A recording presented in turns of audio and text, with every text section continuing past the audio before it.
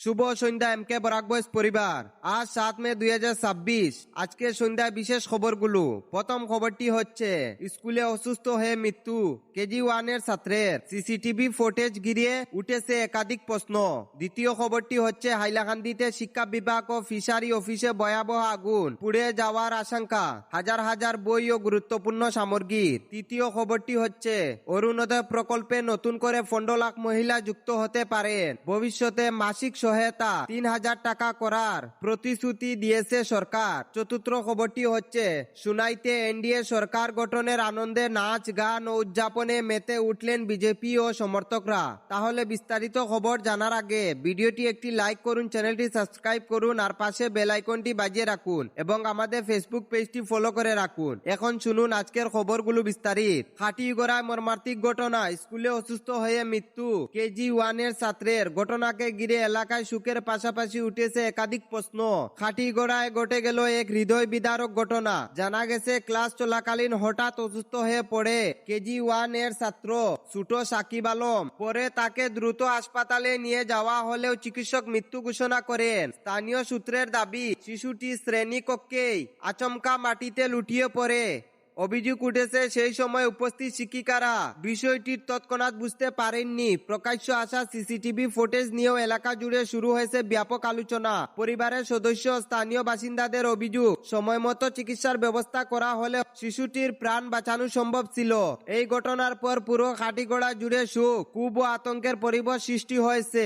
এদিকে স্থানীয়রা ঘটনা পূর্ণাঙ্গ নিরপেক্ষ ও স্বচ্ছ তদন্তের দাবি জানিয়েছেন। যদি কোনো শিক্ষক, কর্মচারী বা স্কুল কর্তৃপক্ষের গাফলতি প্রমাণিত হয় তাহলে তাদের বিরুদ্ধে কঠোর আইনযোগ ব্যবস্থা নেওয়ার দাবি উঠেছে। হাইলাকান্দি শিক্ষা বিভাগ ও ফিশারি অফিসে ভয়াবহ অগ্নিকাণ্ড, পুড়ে ছাই হাজার হাজার পাঠ্যপুস্তক ও গুরুত্বপূর্ণ সামগ্রী। বৃহস্পতিবার দুপুর আনুমানিক 1:30 নাগাদ এবং ফিশারি অফিসে ভয়াবহ অগ্নিকাণ্ডের ঘটনা ঘটে। জানা গেছে প্রথমে হঠাৎ আগুনের সূত্রপাত হয় এবং কিছুক্ষণের মধ্যেই তা দ্রুত চারিদিকে ছড়িয়ে পড়ে ভয়াবহ আকার ধারণ করে। ঘটনাস্থলে দ্রুত 4টি দমকলের গাড়ি পৌঁছে আগুন নিয়ন্ত্রণে আনার চেষ্টা চালায়। পরে এসডিআরএফ বাহিনী ও উদ্ধার কাজে যোগ দেয়।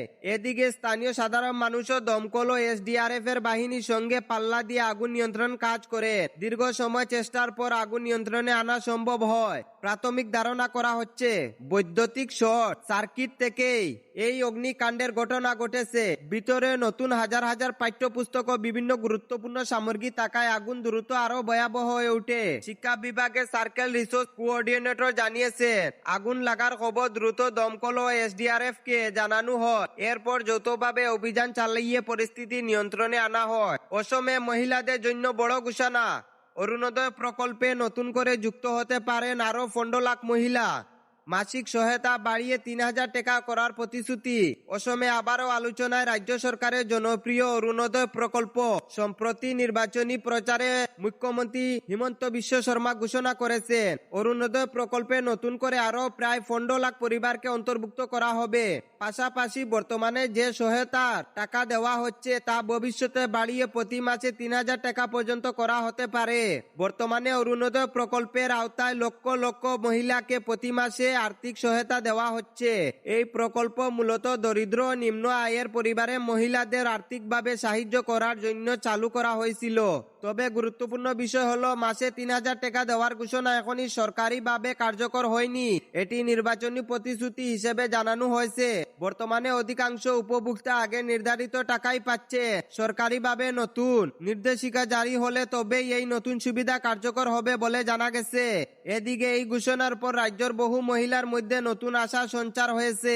বিশেষ করে গ্রামে দরিদ্র পরিবারগুলোর মহিলারা মনে করেছেন এই প্রকল্পে টাকা বাড়লে সংসার চালাতে অনেকটাই সুবিধা হবে। সুনাই টাউনে উৎসবের পরিবেশ।